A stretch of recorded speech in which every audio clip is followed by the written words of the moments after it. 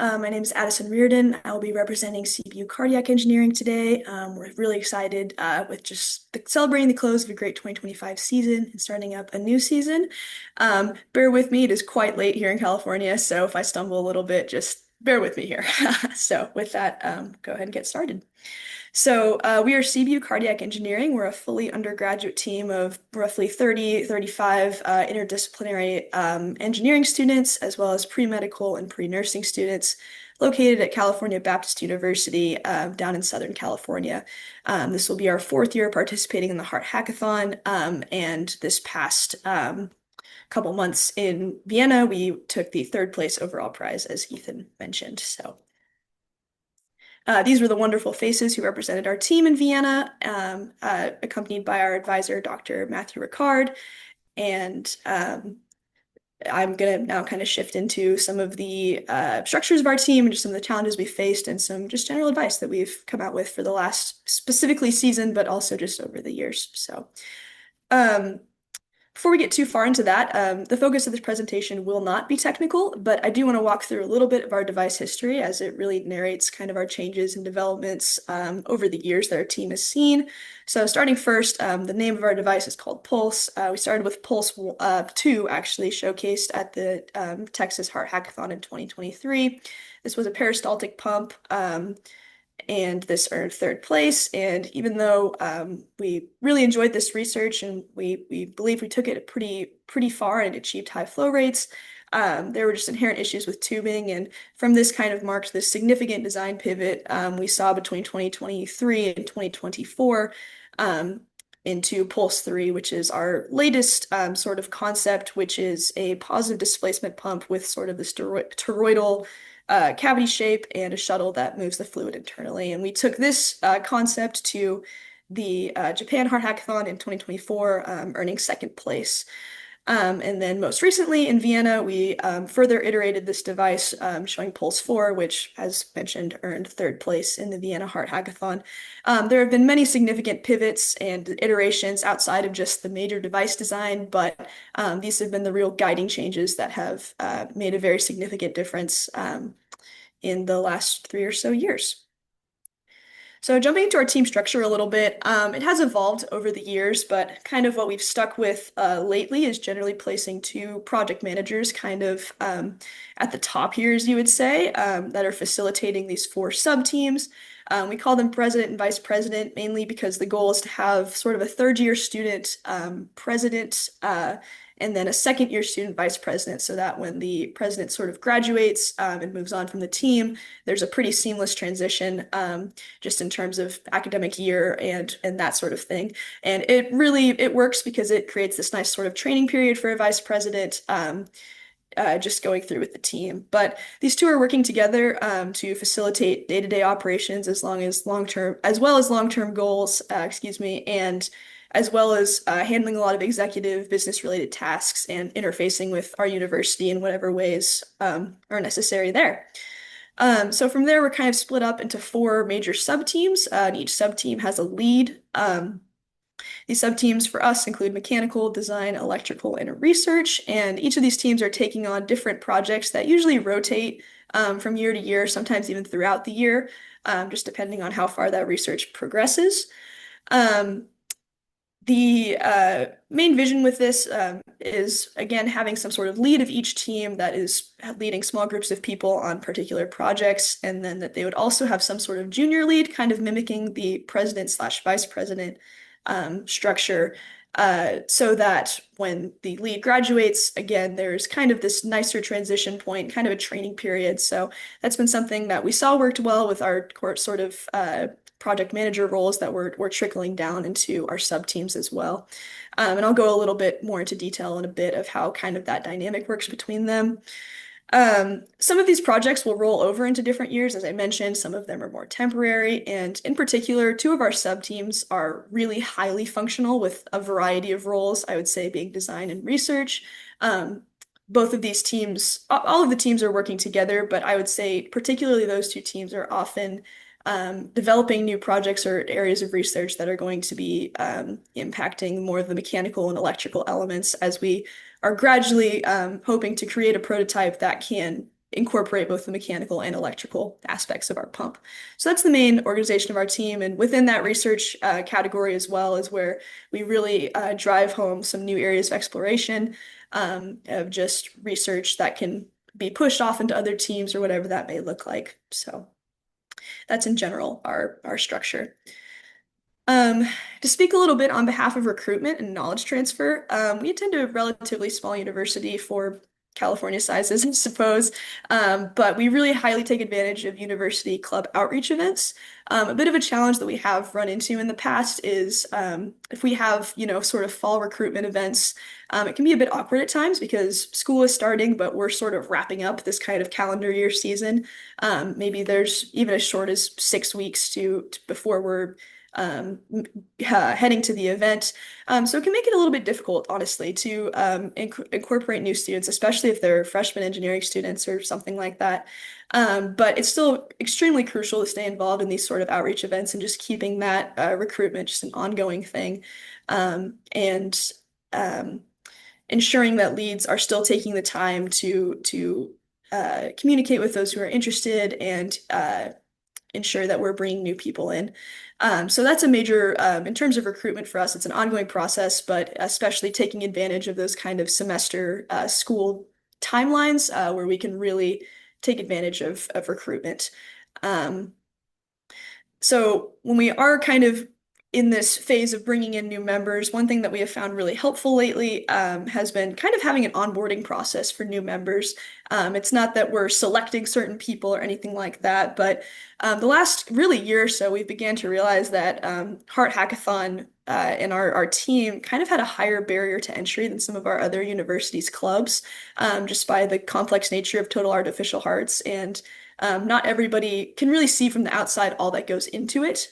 So we noticed this, and something that to keep new members involved right off the bat was sort of compiling our preliminary final reports and those sort of deliverables and documentation into this cohesive document that can be given to new members to read through, and then eventually with the goal that they would read it, fully understand it, and be able to have sort of an interview almost with their lead or somebody within a leadership position on the team. This way it opens just a topic of conversation, asking questions, takeaways, that sort of thing, and also just bringing in new perspectives on what we've been doing. And we found that this is a pretty nice way to bring people up to speed with the history of the team, which is extremely important. As I kind of shared, like our timeline has definitely formed a lot of the decisions we make, as well as giving a good starting place to really get involved with the team as well as an introduction to the field itself. So um, that has been a really helpful piece for us. And I think onboarding sometimes seems a little bit scary, seems a little bit selective or possibly even exclusive in some ways, but that's really not the goal. It's to be more inclusive, to give more people a stepping stone, regardless of where they're at with engineering or within the medical field, wherever their background is. Um, More on the knowledge transfer side, another big thing that we prioritize is what we call our Heart Bible, which is just sort of this ongoing database, I suppose, of information and research that we've done over the last several years. This is especially helpful when we put newer members, or well, really any members, on some sort of literature survey. They can kind of reference back this database, whether it's a massive Excel sheet, whether it's documents. Highly recommend this, and to keep that rolling over between years. Um, Lastly, kind of on this topic, I briefly mentioned it earlier, sort of this lead and junior lead structure.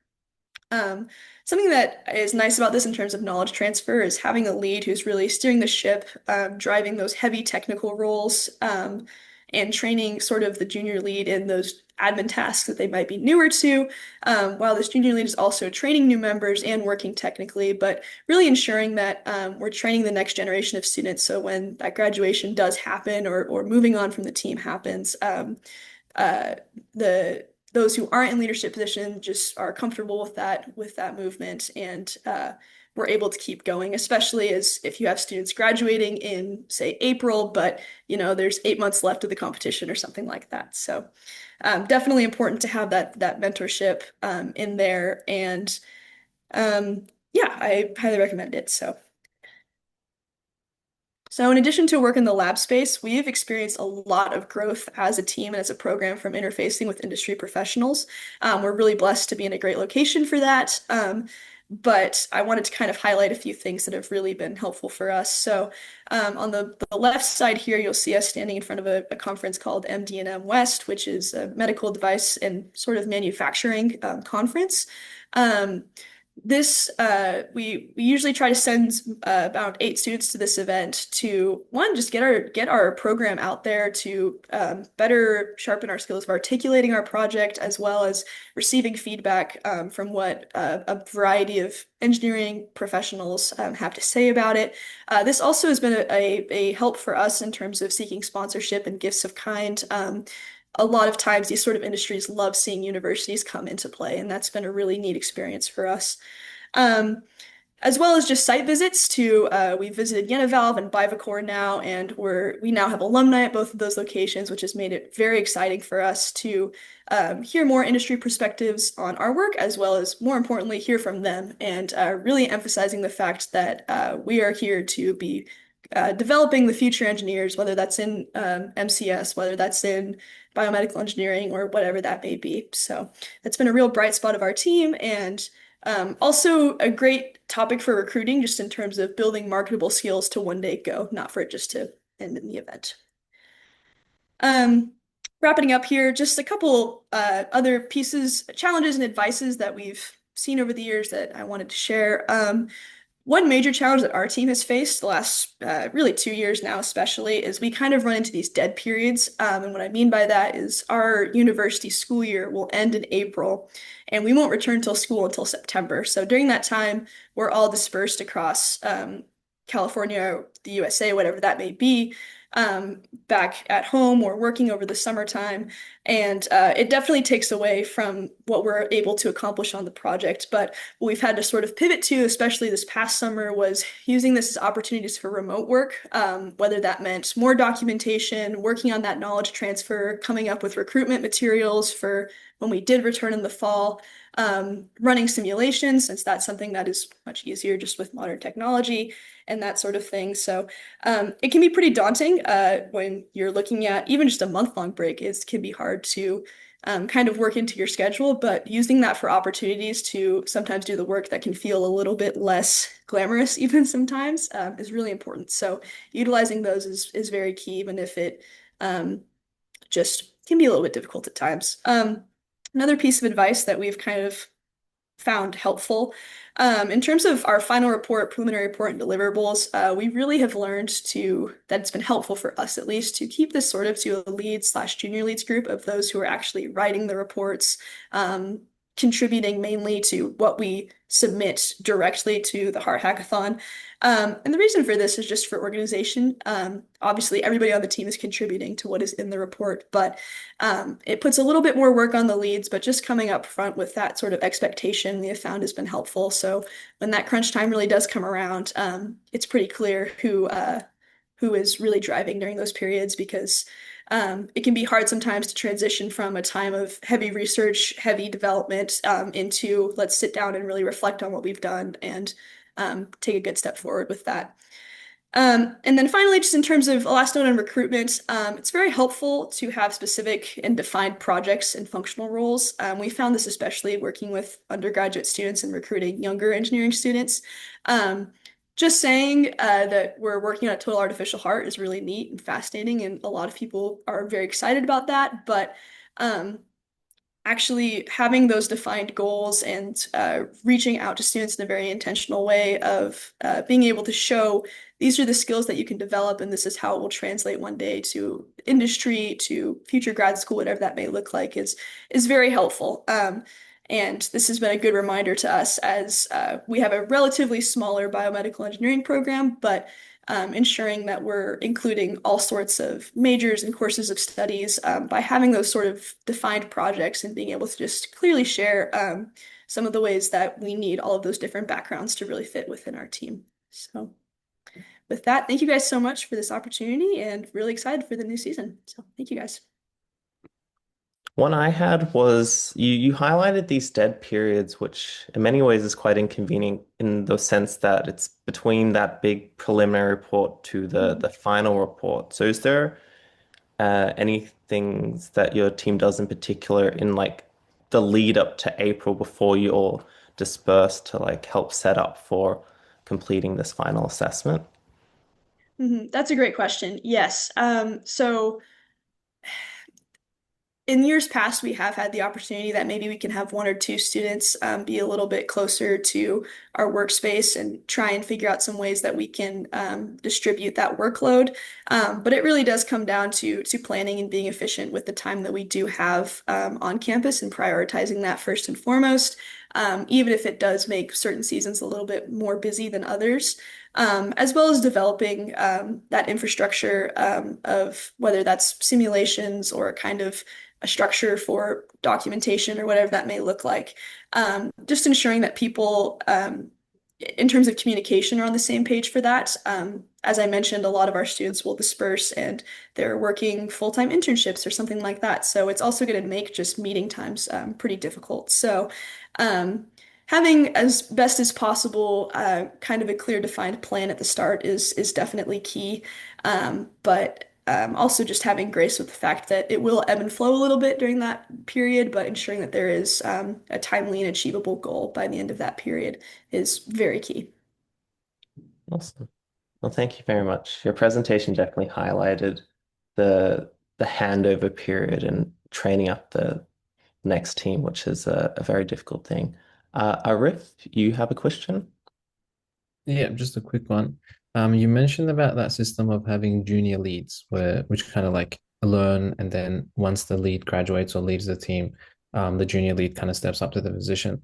I can't really imagine how you will do the kind of the logistics of choosing that junior lead. Like, does that happen naturally, or like how does that occur? Actually choosing the junior lead. hmm Yeah, that's a great question. I would say obviously it's going to differ from team to team, especially just with team size. For us, we go about it in a similar method, whether that is sort of informal, but still sort of an interview type environment of seeing what sort of your vision is for the team, what role you see yourself playing in the future. It is a somewhat natural process, but also does come down to just the same way that you would ultimately select who's going to be leading those teams, and then transitioning into the mentorship period, um, it just becomes a little bit more clear. It's less of a I'd say less of a title and more of a preparation period, um, in that way. But I would say in general, similar way that you would go about selecting your leads, whatever that looks like, in terms of team size, culture, that sort of thing.